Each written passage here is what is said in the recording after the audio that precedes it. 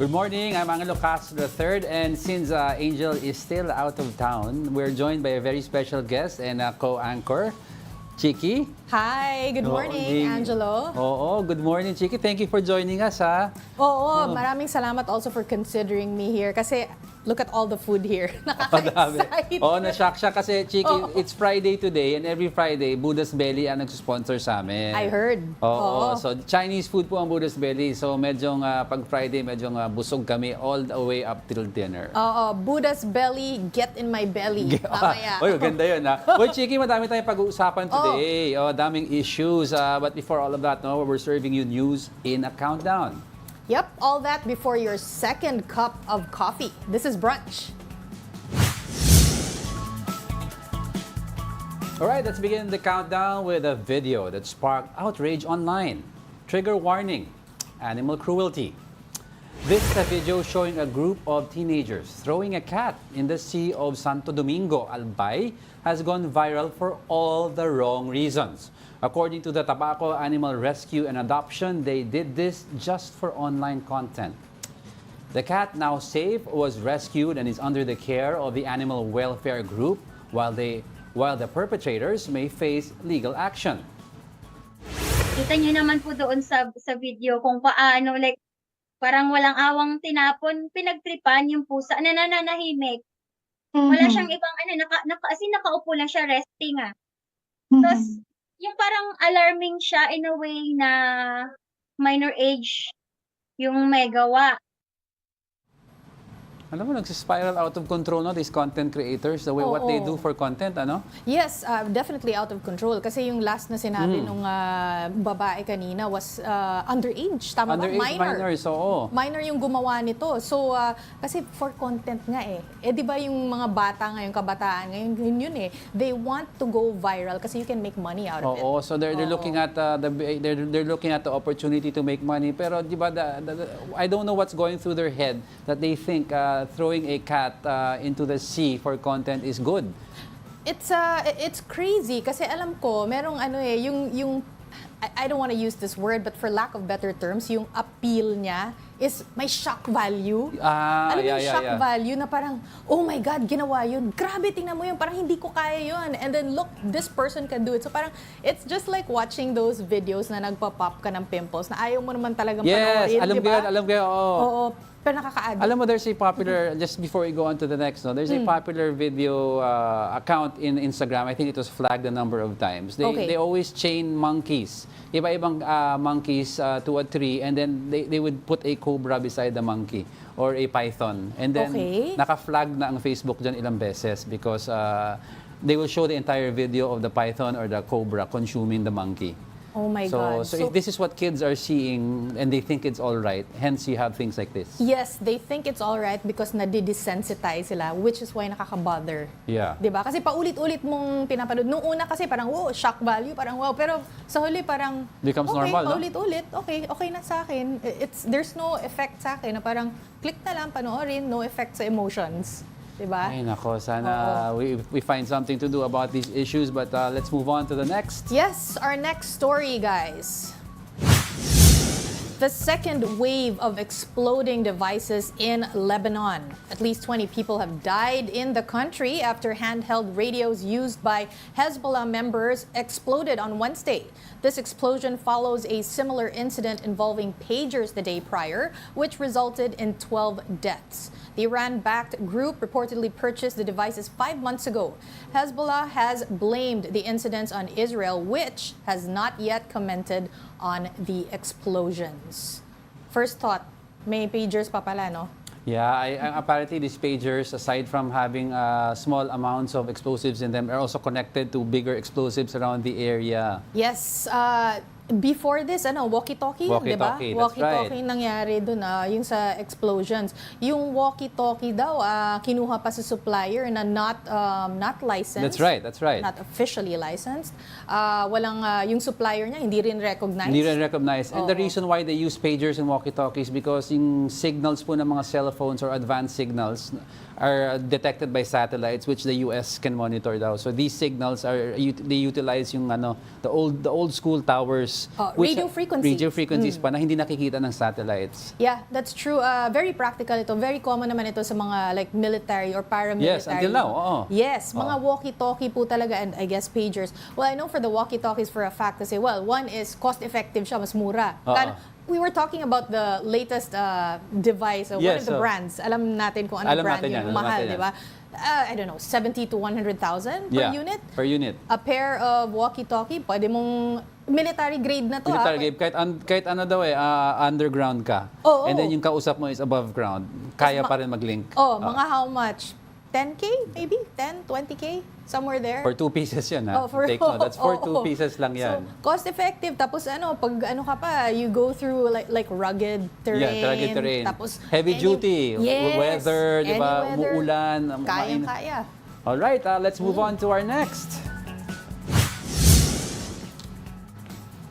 Ito, just a heads up on our top 8 for Maynilad customers residing in Metro Manila. Now, some of you will experience water service interruptions until tonight. This as a damaged 2.2-meter diameter pipeline in Manila undergoes repair works. Now, the pipeline was accidentally hit by MMDA's third-party contractor yesterday. Maynilad advised its customers to save enough water until around 10 tonight. Maynilad and One News under Signal are part of the MVP group of companies. Save enough water, ha? Baka naman iipunin yung tubig up to tonight, hindi nyo magagamit, defeats the purpose of saving, ganun din. That's true. I guess kahit naman walang mga damage ganito or kahit walang water. You have to save. Yes, save. I don't know how you shower, Diego, pero usually, no, yung mga nag-shower is kahit nagsasabon ka, naka-on yung tubig, I make a conscious effort na ino-off ko talaga yung tubig. Ako, di ba, unang shower, basa, and then turn off, soap, and then turn on, and then ano. But let's, Chiki, may kakusapin ata tayo. Yes, let's get more details on that, no? Jennifer Rufo, Corporate Communications Head of Maynilad, is now on the line. Magandang umaga. Hello, magandang umaga, Sir Angelo and Ms. Chiki. Magandang umaga rin po sa mga nanonood. Yes, ma'am, we just would like to ask which specific areas sa Metro Manila ang apektado nitong water interruption? Yes, certain areas in Manila, Makati, Pasay, Las Piñas, Parañaque, and in Cavite Province, affected also are Cavite City, Bacoor, Imus, Kawit, Noveleta, and Rosario. Okay, and can you assure po yung Maynilad customers na until tonight lang ito, or are there provisions na in case po lumampas ng 24 hours, may pwede pong gawin at least to ease the effects po sa mga kababayan natin na makakaramdam nito? Sir Angelo, tama po. Actually, the update is that we have already completed repairs of the pipe that was accidentally damaged by the contractor of the MMDA. So right now, we are already starting to re-energize the newly repaired. So merong pong certain areas na malapit sa site na bumabalik-balik na yung water supply. But nevertheless, because we're talking about the entire southern aspect po nito, babalik po siya fully normal by 8 p.m. or earlier. Okay. Okay, yeah, that's good to know. But also, what the affected Maynilad customers want to know is ano ang efforts ng Maynilad po to prevent service interruptions in the future? Yes, well, as you know, this particular accident happened because there was a contractor of MMDA na nagtatrabaho po sa site, gumagawa sila ng drainage construction project. Accidentally natamaan po yung ating pipeline. So moving forward, we're actually coordinating with this contractor para po maiwasan na matamaan po nila yung ating pipelines in the course of the implementation of the project sa area. Yeah, sabi niyo po, ma'am, MMDA po ang accidentally tumama sa pipe na ito. Ano po ang liability ng MMDA dito? Will they be paying for damages incurred? Well, ang magbabayad po nito, yung contractor po ng MMDA na nakasira ng pipeline. So we're actually now coordinating with them, also in partnership with the MMDA. All right, thank you po for the update. Jennifer Rufo, Corporate Communications Head of Maynilad. Coming up, the Tulfo brothers were once again at the top of a 2025 election senatorial preferences survey. And the former mayor reveals a supposed scheme to link 2 ex-government officials to illegal drug trade. Ay, nako, mabibigat na mga issue ito. Two tulfos, exciting yan. Tapos ito kasi Mayor Mabilog, may mga revelation. Mukhang magugutom ako nito sa usapan natin tayo. dito. Hello. Guys, we are just getting started. More of our top 10 news when Brunch returns. Keep it here on One News.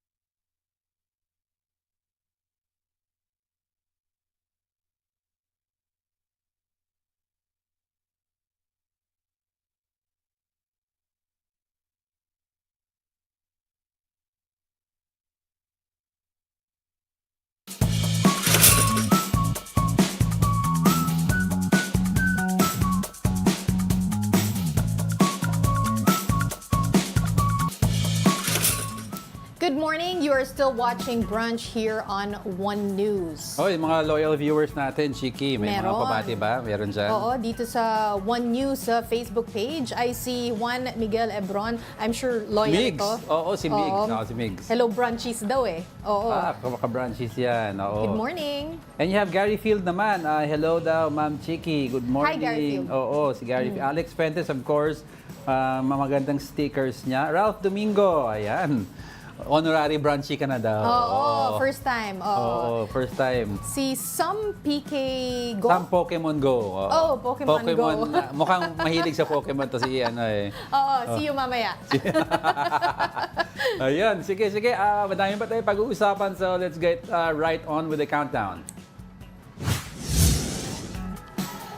Okay, ranking 7th is the impact of the tropical cyclone Ferdy and the southwest monsoon. The combined efforts of the two weather disturbances resulted in over 107 million pesos worth of agricultural losses. The Agriculture Department reported that the heavy rain caused by the adverse weather conditions affected 1,300 farmers nationwide.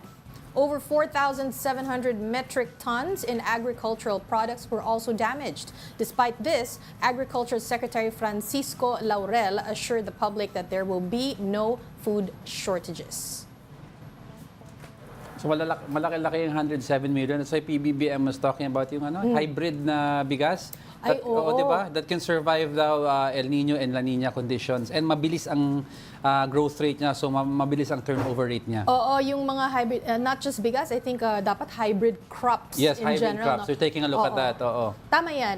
Yung stress resistant sila, Yes, diba? stress resistant. So kahit anong weather conditions, parang hindi nga sila madaling mamatay. Oo, pero ang reklamo kasi ng mga farmers, Chiki, is kahit may hybrid crops daw, kung hindi sila properly tinuturuan how to use yung equipment that's needed for these hybrid crops, parang useless din daw ang yield nila. Kasi hindi nila alam how to harvest it properly.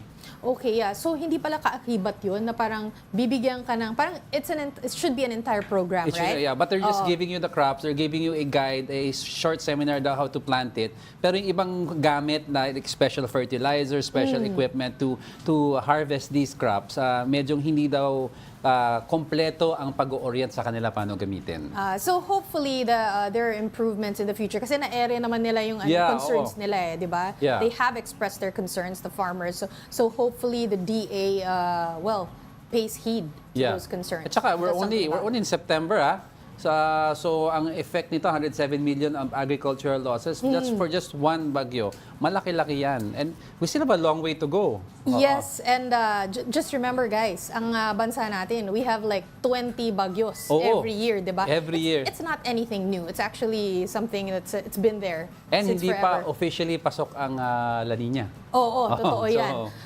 kailan ba La Nina? Mga looking at October ba? October, no? Yeah, we're looking at October. Or maybe latter part of September or October. But good news is, hindi naman daw magkakaroon ng food shortage. Ay, well, I'm praying for that. Mahirap po ang magutom ang isang tao. Productivity levels go down, people get sick. Ay, nako. Oo, affects the whole economy. All right, let's move on.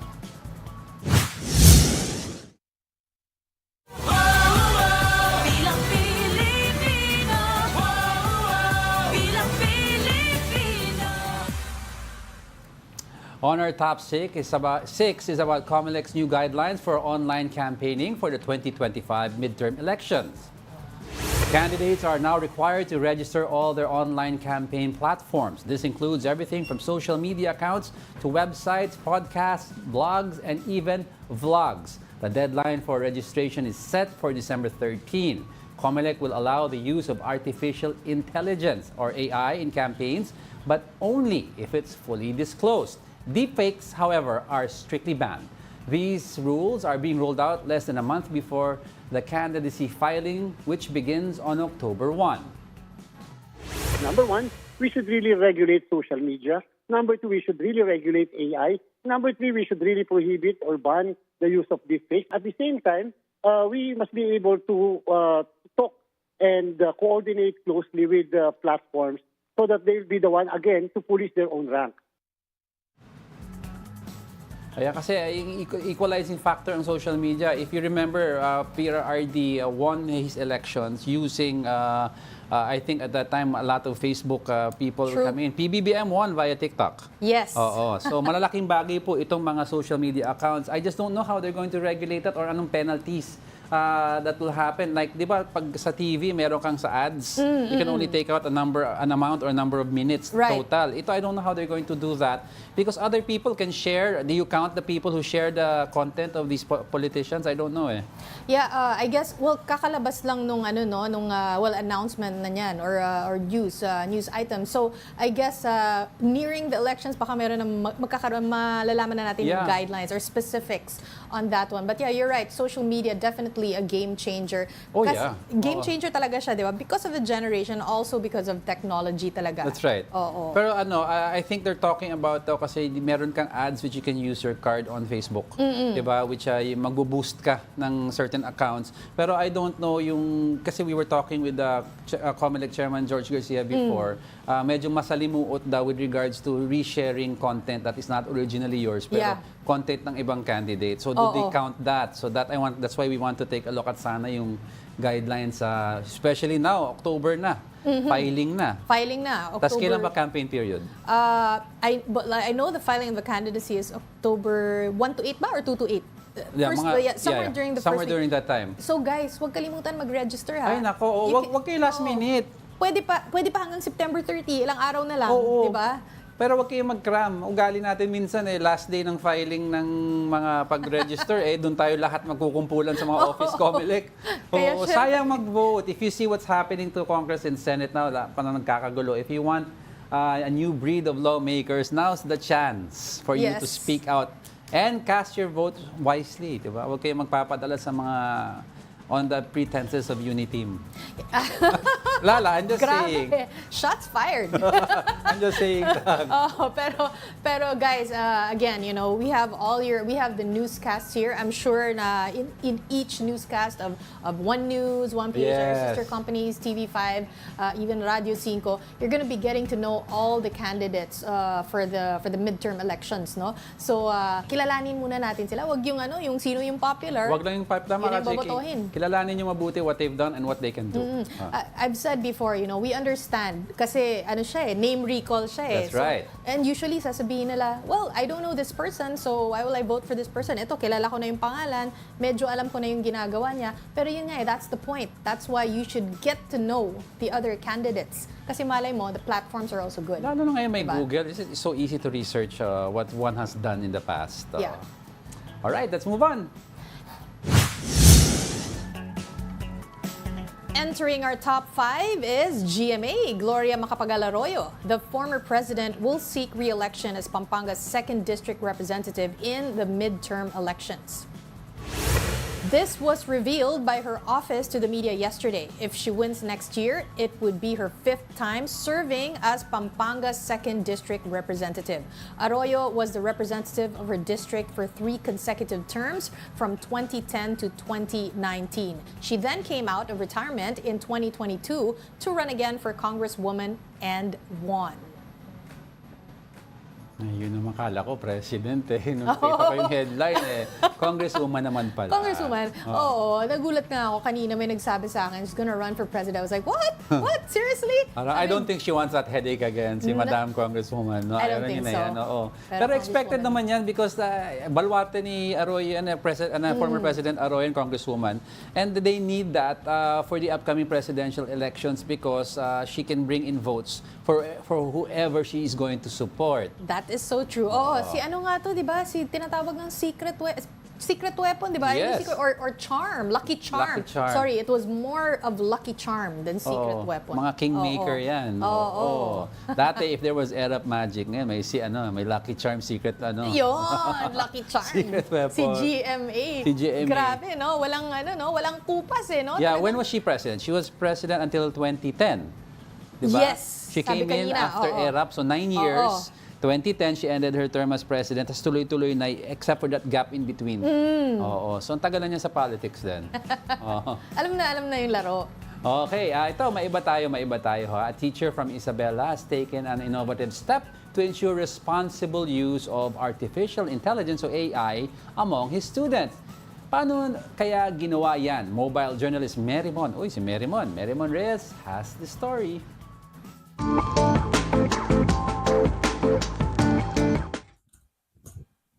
Sa ilang clicks at type, pwede ka nang makasulat ng essay o iba pang academic outputs gamit ang artificial intelligence. Kaya naman ang isang guro, gumawa ng paraan na hindi ito abusuhin ng kanyang mga estudyante. Pinapadali raw ang gawain, kaya usong-uso na sa iba't ibang larangan ang paggamit ng artificial intelligence o AI. Ang ilang AI tools online, lagyan mo lang ng tanong at iba pang impormasyon, wala pang 1 minuto, nakakagawa na ng essay. Dahil ginagamit ng AI yung algorithm, kumbaga kung ano yung mga information, yung mga datos na available online or across the internet, chances are kung ano yung lumabas dito sa essay na nabuo ng AI na na-generate dito sa akin, pwede rin siyang lumabas sa ibang tao na gagamit din itong AI. So dito makikita yung sinasabing, hala baka may plagiarism, hala merong pangungopyang nangyayari, at hala hindi original ang sinulat mo. Kaya ang padalos-dalos na paggamit ng AI ang gustong mabago ni Professor Algin Martinez mula Isabela State University. Research-driven ang mga kursong tinuturo niya tulad ng Rizal Studies, Philippine History at Pop Culture. At crucial dito na mahubog ng mga mag-aaral ang disiplina sa paggawa ng kani-kanilang paperworks. Kaya naman bumuo siya ng AI declaration form para i-disclose ng mga estudyante ang paggamit nito. The very problem is that yung mga estudyante kasi, nagpapasa sila ng output and then kiniklaim nila na that is the original output. But it is created by the artificial intelligence. So, gumawa ko ng format na kung saan they're going to declare yung mga artificial intelligence na ginamit nila, yung reason, and then yung prompt or yung mismong tinype nila sa AI tools. Kapag hindi ito sinunod at nakita niya na mayroong irresponsible use of AI, mababang grado ang makukuha. Dahil dito, lumabas daw ang intellectual honesty ng mga estudyante at mas nagkakaroon ng open student-teacher communication tungkol sa academic outputs. Hindi naman daw kasi pinagbabawal ni Sir ang paggamit ng AI, pero hinihikayat ang balansing pagkuha ng assistance nito habang naglilimbag ng orihinal na kaisipan. Please be careful of using the artificial intelligence. The AI is not bad. Artificial intelligence is the future. Talagang hindi na natin ito mapipigilan. That's why we should learn to utilize it by following the ethical ways. Sabi nga, with great power comes great responsibility. Magandang gamitin ang teknolohiya, pero huwag daw itong aabusuhin. Mobile journalist Mary Monreyes po, hatid ang muka ng balita.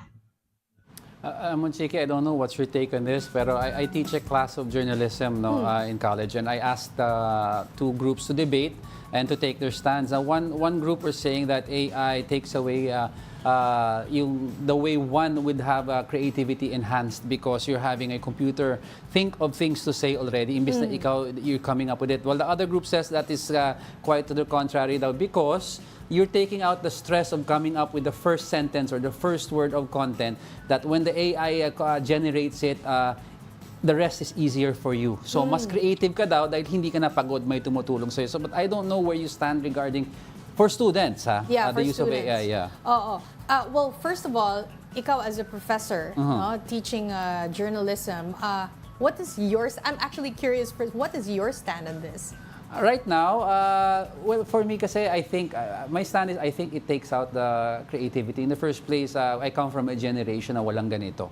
And we were taught to fend for ourselves. We are reading books. Alam mo yung encyclopedia? Yes. Oo. Mag-research ka from A to Z. Correct. So, you want to learn about something, A, B, C. Yeah. Di ba talagang every thought, every word that's put on paper comes from your thought, your heart. Di ba? Like you have Socrates, Plato, all comes from their heart, body, and soul. Diba? That's why those writings are very useful nowadays, and they're withstanding the test of time. So you discourage it? Discourage at the student level. I'm not At the against student AI, level, but yeah. at the student level, let's have them form muna their minds and their hearts before you introduce them to this technology. I would have to agree with you on that one. Kasi parang ano yan iba lang to ito writing. Kunwari, math. Diba? Kunwari, math. Tapos, kunwari, yung you have to learn the basics also diba? Yeah. Parang sa math, parang addition, subtraction, the whole algebra thing, you have to do it parang manually. Kasi kung puro ka calculator, you don't really understand how you arrive at that. That's the same comparison. Yeah. That's right. You don't really understand how you arrive at that answer. So, yes, at the student level, kailangan you have to learn the basics. But later on, kung medyo nagmamadali ka na, productivity is very crucial. That's your right. career depends on it. Your productivity kasi may mga deadlines ka di ba? Oo. Alam mo na yung basics So, mangyayari nun, parang guideline na lang siya. And then, that's right. Parang calculator, sabi mo. Yes. Oo. Let's face it, we have to upskill. Kung di tayo mag-upskill, nako, baka mawalan tayo ng trabaho lahat. Because that's the future. Oo. That's the future. AI naman talaga, that's true. It's the future. Pero, let's remember, ano lang siya, aid. Diba? It does not replace Tutulong. current work. It just helps you enhance your productivity. Yes. That's the guideline we should go by dapat. Oo. And when using AI, always make sure cross-check kung tama. Kasi minsan, kunwari, chatgpt.com, di ba? Yeah. Yung ChatGPT, make me a paper on whatever, like a 10-page paper on whatever topic you have, no? Yeah. tapos hindi mo ko na cross-check. Baka mamaya mali yung information. That's Lalo na kung right. hindi bayad, yung GPT, ChatGPT Yung free, mo. yung free version. O yung free version, parang anong joke nila doon? Parang ano daw? English, Tagalog, and all the languages put in between. Pero joke lang yun, ha? Oo, joke lang yun. Wala naman Tagalog doon. Wala. Matatakot ako, may Tagalog sa ChatGPT. Ay, nako. O, sige, let's go on to the next. An OCTA research fellow notes a decline in the Duterte's numbers based on recent surveys. Here's the report. Prominent figures topped the latest senatorial survey conducted by the OCTA Research Group. First on the list are brothers Erwin and Ben Tulfo, former Senate President Tito Soto, Senator Bongo, former Senator Ping Lacson, and Senator Bong Revilla. 9 others stand a statistical chance to win for senator, including health advocate Doc Willie Ong, who has recently been diagnosed with cancer. When asked on Storycon if there's someone else on the horizon, OCTA research fellow Ranjit Rai mentioned Camille Villar, whose numbers continue to go up. Actually, rare. In our case, it's kind of rare. We've seen double-digit declines, but not double-digit increases. So there must be. She must spot. I mean, it doesn't look impressive here, no? When you look at it, she's in the top 20. She's not breaking in the top 12. But if the trend continues, she's probably going to break in next quarter, no? As for the Dutertes, Rai said the trend continues to decline. The trend for the Dutertes is going down as far as our OCTA surveys are concerned. As far as the senatorial survey is concerned, even with the numbers for the political preference survey. So yun lang, it is but we don't know if it will bounce back, no. The survey was conducted from August 28 to September 2. 1,200 respondents were asked to choose 12 names they will vote for senator if the elections were held that time. For News 5, Gerard de la Peña, We Are One News. So we have 2 Tulfos at the top. Yes. Interesting. Not surprised though because parang they've always been like up there. But just to note guys, kasi itong survey na to, the period that it was conducted, no, it escapes me right now, September 2 to August 28 to September 2 ata. August 28 to September 2. Ito yung panahon na hindi pa po naglabas ng statement niya si Doc Willie Ong, no? So that's why he's still sick. there. He's still there. Yeah, he's still there. So pero ano pa yung sakop na August 28? Yung mga hearings ba nito ni Alice Go is there? Because I think this would... Senator Bato's name was mentioned a number of times in the hearing. Tapos may chismis pa about sino yung PNP general na yon. Yes. So I guess hindi pa kasama ito sa numbers niya. Kasi bumaba si Senator Bato, ha? Yeah. He's 8 to, ano yung ranking niya? I cannot see that eh. Basta yun. Basta he's on the lower 8. He's in the lower 8 onwards among the 20 na may statistical chance. Si Senator Bongo maintains a good standing pa rin. He's up there. He's up there pa rin. Pero yung sinasabi nga ng OCTA Research, Duterte and the allies will see a trend going down come election time. If it holds true daw, medyo alanganin yung mga Duterte and the allies. Oo. And I guess the Tulfo brothers, that's why they're there. They represent a new breed of politics. For them, I guess it's something refreshing for others. Yeah. Well, still strong, the Tulfo brothers. Pero let's see in the next couple of surveys kung ano mangyari. Kasi again, Doc Willie Ong. Doc Willie Ong is there. Pero si nakikita ko, natutuwa ako niya kay Senator Ping Lacson. Ay, oo. Kailangan siya sa budget hearing. para wala nang nagagalit daw tuwing nag-budget hearing. Kailangan nandun siya. Kasi for all those who don't know, si Senator Ping Lacson, one of his advocacies kasi is guarding the budget. Yes. Of course, and his anti-pork barrel, he stands on that. Wala siyang pork barrel, di ba? Wala siyang pork barrel, Senator Ping. kumukuha. Alright. Anyway, matami pa tayo pag-uusapan. Don't go away because we're not done yet. May 3 pa tayo. Please stay with us.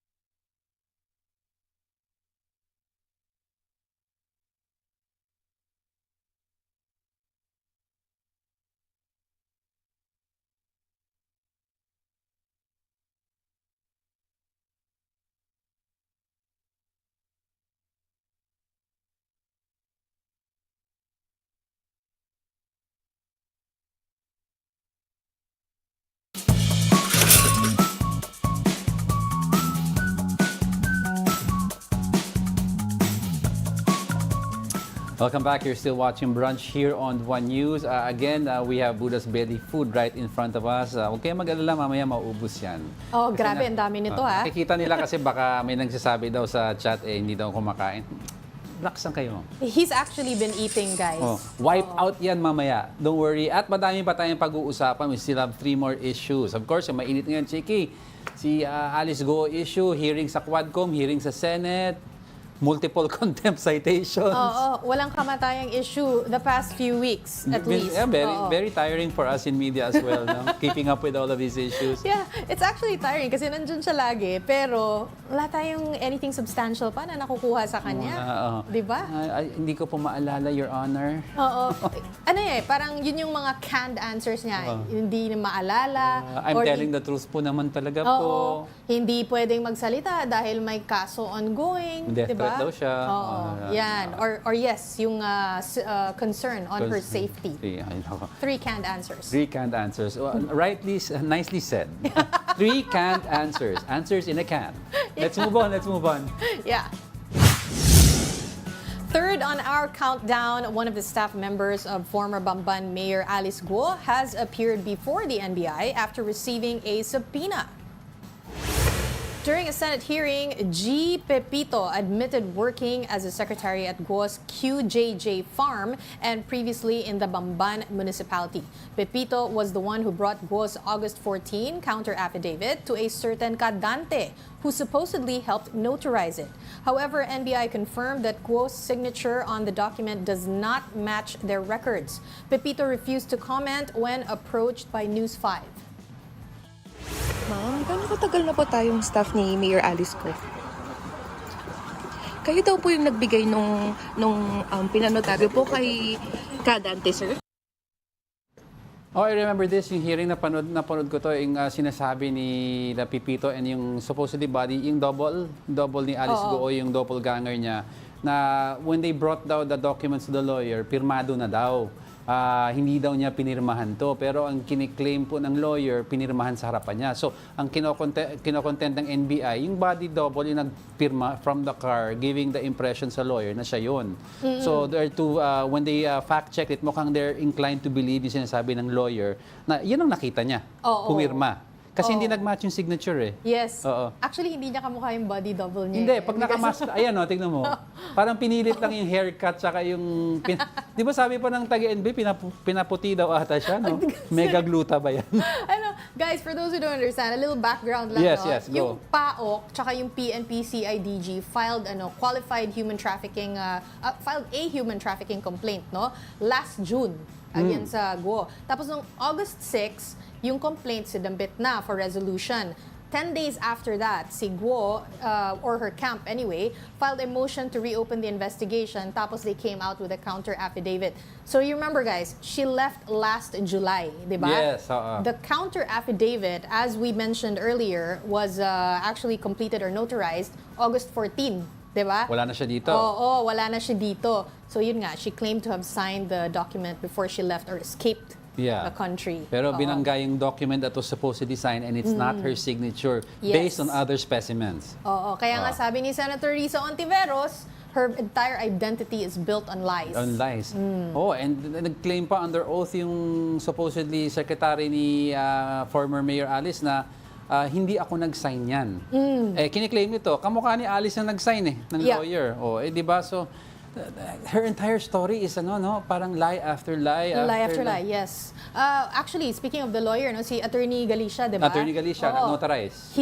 Yes, the one who notarized. He might get in trouble kapag nakita na pag may pruweba na there were lapses or he was negligent. Yes. Di ba? He might get in trouble. Dun sa kanyang license ba yun for notarizing? And I'm glad Chiki brought that up. They have to really take a look at this thing of notarizing seriously kasi alam naman natin, it's common practice for a lot of people na magpapanotaryo.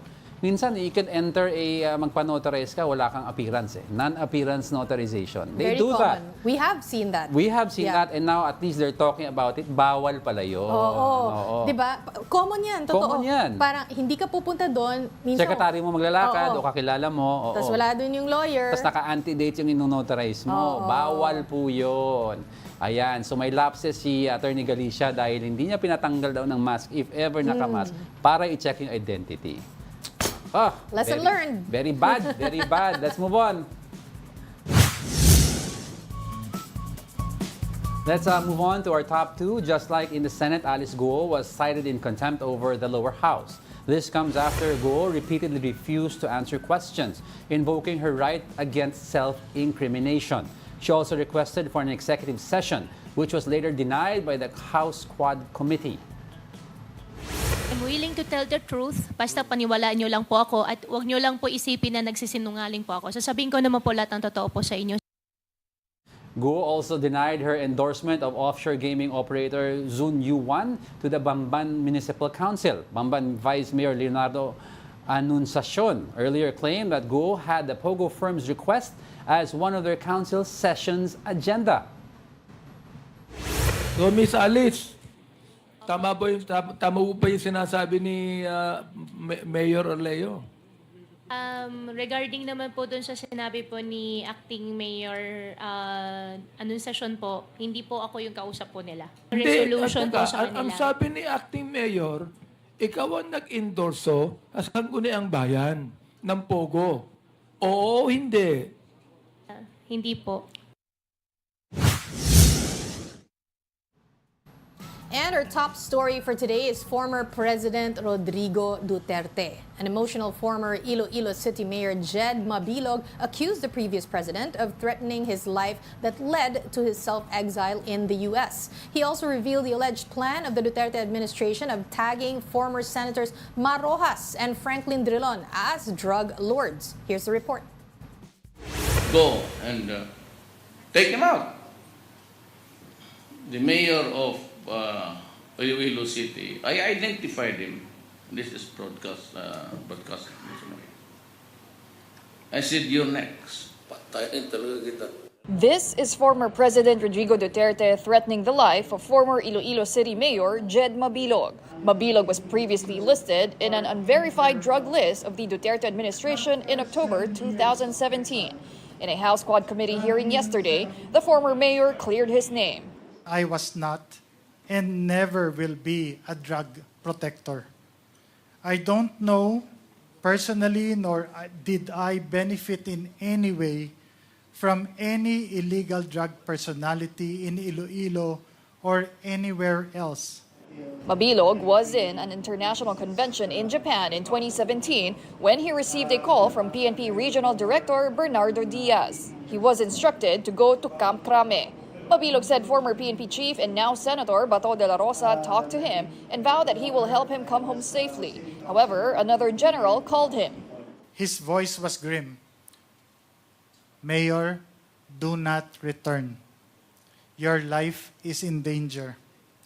The accusations against you are all fabricated. But if you go to Crame, you'll be forced to point fingers to an opposition senator and a former presidential candidate as drug lords. My hands trembled as I realized how close death had come. I knew then that I was no longer just a target. I was in a battle for my life. Mabilog believes it was Duterte who wrote his name on the so-called PRRD drug list. He also thinks he was politicized since he was affiliated with politicians who are against Duterte. Mabilog was emotional when he recalled his 7-year self-exile in the U.S., where he also sought political asylum. Sana ang nadanasan naming paghihirap na durog, persecution, trauma, at saka walang-wala ay hindi po mararanasan ng iba. At mananaig ang katotohanan at hindi ang pamumulitika o personal na interes ng ilan. He also revealed that the previous administration was planning to tag former Senators Mar Rojas and Franklin Drilon as drug lords. Better you answer yes or no. Is it Senator Mar Rojas, former Senator Mar Rojas? Yes, sir. Oh, is it former Senator Drilon, which is your cousin? Yes, sir. De La Rosa confirmed that the phone call with Mabilog happened, but he denied plotting to kill him in Camp Crame. Rojas and Drilon have yet to comment on this matter. You have to remember, Rojas and Drilon, they were actually part of the opposition, di ba? Yeah. Nung administrasyong Duterte. Oo. Mga kapatid, let's discuss that further with Congressman Benny Abante now on the line. He serves as Manila representative and chairman of the House Committee on Human Rights. Good morning, Congressman. Thank you for joining us here on Brunch. Good morning po. Good morning sa inyo lahat, Angela and Chiki. Magandang umaga po. Yes, Congressman, before we talk about po yung kay Mayor Jed, I'd like to ask po about yung contempt citation ng lower house kay Alice Guo. Kasi regarding custody po daw, I think the Senate also has a contempt citation on her, and as to custody daw, status quo muna daw sa PNP Custodial Center. Sa lower house po, ano po yung stand nyo? Pinabayaan na namin siya sa PNP Custodial Center. Sukat yun naman ang ginawa ng Senate sapagkat doon na siya nilagay sa PNP Custodial Center ng Korte. So the Senate agreed with that. Ganun din kami sa PNP Custodial Center na rin. Okay. Pero Congressman, kasi sinasabi niyo, I heard also in the hearing that about the issue na ayaw niya mag-bail to avoid detention po dahil since bailable po naman yung isang kinasuhan sa kanya. Can you po force her to take bail, or that's solely her discretion para to avoid yung being cited or being detained po sa lower house? Well, that is her discretion, no? Palagay ko sa kanya, mas maganda kung siya ay nasa custody ng pamahalaan rather than outside, sapagkat sabi niya meron siyang death threat, no? That's right. At yung death threat niya, hindi naman nanggagaling sa Pilipino, kundi nanggagaling sa Chinese. Yes, sir. So sa kanya, I think it's better for her to be in the custody of the government. Yes. Kong, this is Chiki Verhel. We did talk about canned answers of Alice Guo here, like hindi siya magsasalita dahil may kaso o nakalimutan niya or she's scared for her security, no? If she still refuses to answer questions po, what else can the House Quadcom do? Actually, yun na lang eh. Try na lang ang contempt namin sa kanya. If she's not going to tell us the truth, ano? And she is always going to hide, invoking her right to self-incrimination. Which, of course, hindi namin pibigyan yung karapatan niya. Pero may karapatan din kami na to cite her in contempt because of not only her refusal, but because she does not want to tell us the truth about what was happening. That's right, Congressman. I just have one more question about this. No? She was saying na meron foreigner po daw ang tumulong sa kanya tumakas ng Pilipinas po. Pero may nagsasabi daw na meron daw supposedly local figure behind it at na ayaw na talaga ilaglag. Meron po ba kayong information from other witnesses or resource persons po na pwede po magturo na meron pong Pinoy or local player dito sa pagtakas niya? Wala pa ho kasi in fact she wanted to have an executive session. Kaya tinatanong namin siya ano ang ilalahad mo sa executive session, because if you will just tell us about the foreigners who are giving you the death threat, hindi pwede yun because the executive session should only concern about national security. So gusto namin malaman sa kanya sino yung mga Pilipino tumulong sa'yo? And she does not want even to say it. So, wala kaming magagawa doon. Sir, I want to take this opportunity to talk about Mabilog. We rolled the video earlier, the footage. What's your reaction dun sa mga sinabi po niya? Well, we're going to invite him again because kahapon naman Pogo ang pinag-usapan. So, later in our next hearing would be perhaps the GEJK, no? Because she could be a real witness to us, no, as far as the EJK is concerned, para malaman din po natin kung ano talaga ang nangyari sa kanya, ano talaga ang ibig niya sabihin. So again, we're going to invite him in another hearing sa EJK to perhaps tell us something more about what happened to him and to others. What can you do po to give former Mayor Mabilog po? Will the House be able to give him protection if he does, in case, decide to file several cases against Duterte? And also po daw, baka po daw may liability against Senator Bato de la Rosa. Is this correct? It might be so, but we're going to recommend to the Ombudsman or the DOJ to give him immunity or put him under the witness protection program. If he decides to file charges against the former president or whoever it might be. Actually, just another topic po, no? Kasi naalala ko yesterday or 2 days ago, yung the whole Yupo and then Marcoleta and then si Paduano. So what is going to happen po dun sa budget, what do you call it, deliberations or hearing or investigation dun sa OVP po? Tutuloy-tuloy pa po ba or what can we expect? Well, that would be up to the plenary, no? Because in the executive meeting of all of the vice chairman of the Committee on Appropriations, we have decided to slash the budget of the OVP. So, pag-uusapan sa plenary yan, would be up to the plenary kung anong gagawin. And Congressman, sabi po ni VP Sara na all of this daw is parang a precursor to a possible impeachment case na linuluto daw galing sa lower house. Ano po ang masasabi niyo doon? Actually, I do not know where she got that. Sa akin naman, I'm just doing my job as a legislator, no? In fact, I have been receiving a lot of bashing already, no? Pero sa akin, wala naman eh. I don't know of anyone, no, that would be able to influence me with anything else, except that I just would like to do my job faithfully. Naging issue din kasi, no, Kong, yung power of the purse ng Congress. This is what Congressman Marcoleta was basically pissed about. Kasi sabi niya, I don't even have to assert that kasi that's part of it's our birthright. Kumbaga talagang ganun sa Kongreso eh. Andyan yung power of the purse or to control the purse, control the budget. Well, that is mandated by the Constitution for us to be able to scrutinize the budget of any agency. Yun ang gusto ko sabihin, no? We have to be faithful to the mandate given to us by the Constitution. All right.